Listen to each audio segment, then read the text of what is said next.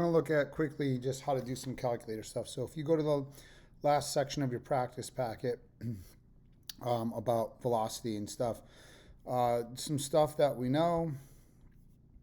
Let's see. The derivative of position is velocity. I actually like this table here. Average velocity is if you do slope with position, because if you have a position graph, the slope of that graph is velocity. So if you do the derivative, you're getting the instantaneous velocity. But if you do the slope on the position graph between 2 points, you're getting the average velocity over some time interval. So this right here would be this velocity at time t. That's our instantaneous velocity. This is the velocity at any given moment, a single instant.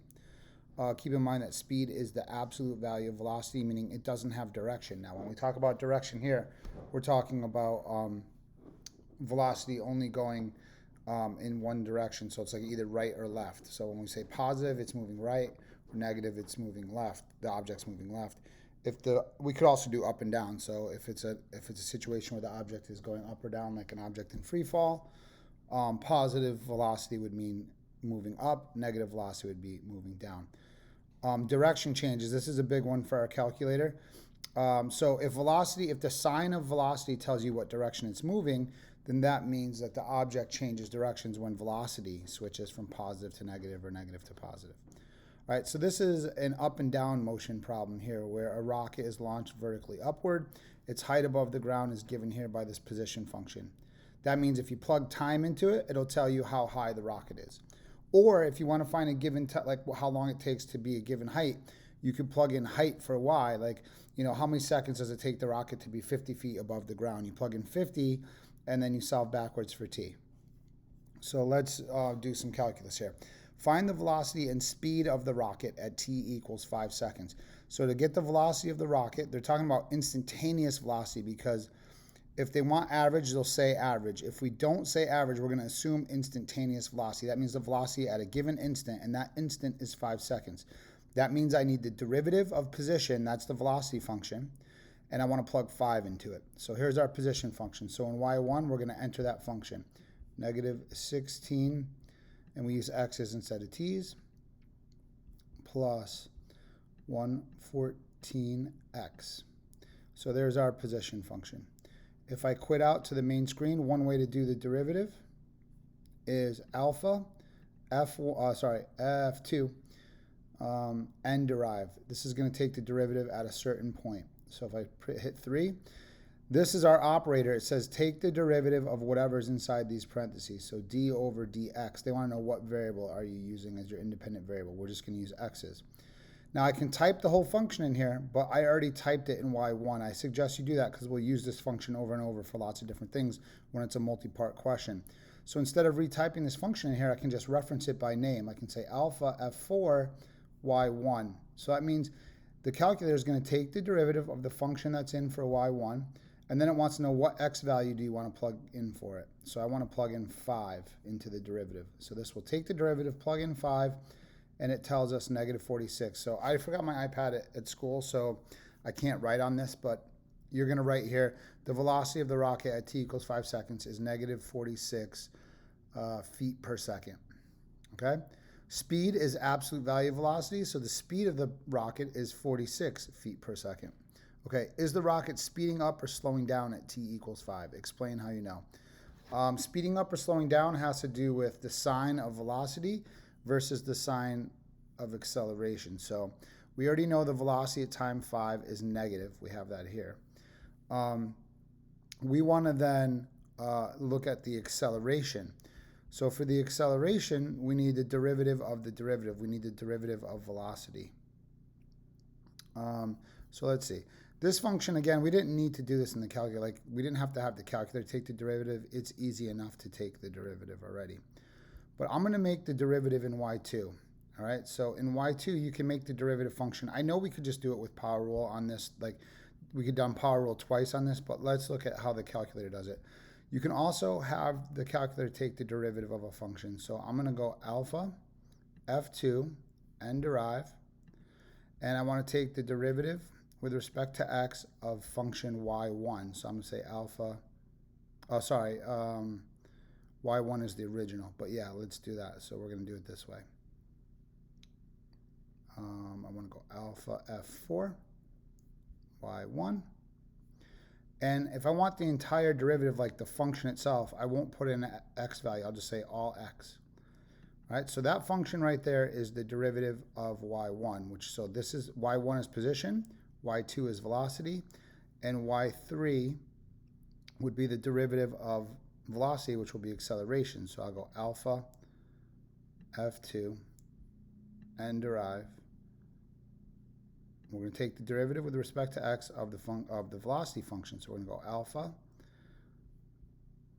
y2. So y3 will be our acceleration function. We want the function for all x values. Now, another thing to say here is that my calculator is on the computer, so it goes much faster. When you reference a derivative of a derivative, sometimes like when you go to find a value, it takes your calculator a little while to do that. So I'm going to quit out here. So now y2 is my velocity function. So here's another little calculator trick. Let's just say I want to do this one a different way, this part A. Find the velocity of the rocket at 5 seconds. Since I know y2 is the velocity function, I can go alpha f4, go to y2, and say I just want to plug in 5 into y2. I should get the same answer that I got before, because now I'm plugging 5 into the velocity function. There it is. So yet another way to do that. All right.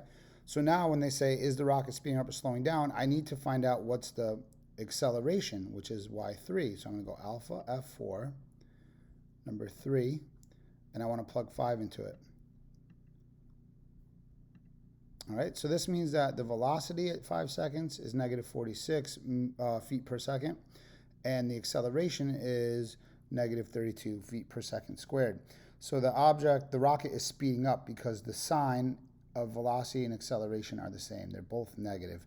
So you would say the rocket is speeding up at 5 seconds because the sign of velocity and acceleration are both negative, or you could say are both the same. What is the maximum height the rocket, did they do? I thought they were going to ask about changing direction. Anyway, what is the maximum height the rocket will rise to? So if I go to y equals, if I want to look at maximum height, I could graph the original height function and find the maximum. Or remember, I could graph the derivative and look for where the derivative switches from positive to negative. Maybe we should do that because that's more calculus-y. So I want to keep all these functions. I don't want to lose them because I might use them for other stuff, but I don't want to look at them all. So you can turn off the equal sign here. And what I have here is now it's only going to graph the velocity function. All right. Now I know it's a line. How do I know that? Because the original is a t squared. So that's going to be the only place it crosses. So here we can see the velocity is switching from positive to negative. So that means that the position will be at a maximum value. Because remember, positive velocity means it's moving up, the object's moving up. Negative velocity means it's moving down. So this will be the point when it reaches its highest point, when it switches from moving up to moving down. It turns around and starts falling. So the maximum height will be at this t value right here. So we can find the 0. I don't like doing, so we have second, calculate. We have some options here. I don't like doing 0. I like intersect. It just goes faster. So whenever I want to find a 0, I just go graph y equals 0. And then I'll just find where those two intersect. I like that better than finding the 0. It's faster. So second, calculate. We just want to do intersect, number 5. So it's going to ask you a couple questions. It's saying, hey, is this the first curve? Like, it wants to know what two curves do you want to find the intersection of. And this is why I like the CE calculators, because they have colors. So notice everything's in red, so they're referencing the red line. So saying, hey, is this the first curve you want to find the intersection of? You just say yes, hit enter. Hey, is this pink curve the second curve? You say yes, enter. And then it wants a guess, like about what x value do they intersect. And it looks like it's at 1, 2, 3, 3.5. You can put 3, 3.5, 4, it doesn't matter. A lot of people like to use the arrows and like move over to it. That, to me, that's a lot of button presses. Notice you can just type in the x value. So I'll just say 3. I'll just say 3. So my guess is 3. I hit enter, and it tells me, hey, the intersection is at 3.5625, and the y is 0. So I know that the derivative is switching from positive to negative at this t value. So that is the time when the rocket will have a maximum height. Or that's so, and so okay, so they're saying what is the maximum height? So I know it occurs at that time, 3.5. Now here's the cool thing: when you find an intersection, these values are automatically stored in X and Y. So when I go to my main menu, I know that the maximum height occurs at that time period, but they want what is the maximum height. So I could plug that back into the y1 function. So I go alpha y1, which is our height function, and if I plug a time into it, it'll tell me what the maximum height, or sorry, it'll tell me what the height is at that time. So I'm just going to put X. When you're on the main screen, it knows that you're trying to plug a number in for y1, and it has X stored from when you found that intersection. So that'll be the maximum height, 203.0625 feet. Just to double check that, if we come back here to our graph and we go calculate, intersect, enter 3.5625, right? 3.5625. So if I do alpha F1, or sorry, F4, and I get Y1, it was what, 3 point, I already forgot, the 5265 is my guess. I didn't really remember it, but we're close enough, right? So that was the value. It remembered it. It stored it as X. That's kind of a cool tip as well. So the maximum height of the rocket, or you could say the maximum height the rocket will rise to, is 203.0625 feet. What is the speed of the rocket when it hits the ground? All right. So when the rocket hits the ground, what's its height? Its height is 0. That's their fancy way. So to find the speed, we need to find the velocity and just take the absolute value. So how do I find velocity? I need to know a time. I got to plug time into the velocity function and I can get velocity. All right. They don't give me a time. They just say when it hits the ground. Well, I can use my position function. When it hits the ground, the height is 0. So I can plug in 0 for the height and solve backwards for time. That's the time I want to plug into velocity. All right. So I'm going to plug in 0 for height. I'm going to solve backwards for the X, and that'll be the time that the rocket hits the ground. I'll take that time and plug it into the velocity function to get the velocity, and that will answer the question almost. All right, so I want to find out what time does the rocket hit the ground. So I'm going to turn off velocity and turn on position or height. Now this is an x squared function, right? So I know it's got two zeros right there and right there. So we're not going to use time 0. We're looking for that intersection. So I'm going to go second, calculate, intersect. Is the blue curve the first curve? Yes. Is the pink curve the second curve? Yes. And they want to guess. I'm going to go 1, 2, 3, 4, 5, 6, 7. It looks like it's slightly more than 7. 7.125. Keep in mind that number is now stored for x. And 0 is stored for y, for the record, but there's my x. So that's my time period of when the rocket hits the ground. Now I quit out, and I want to find the velocity at that time. So my velocity is my y2. So I'm going to plug that time value into my velocity curve. So at that time when the rocket hits the ground, its velocity is that.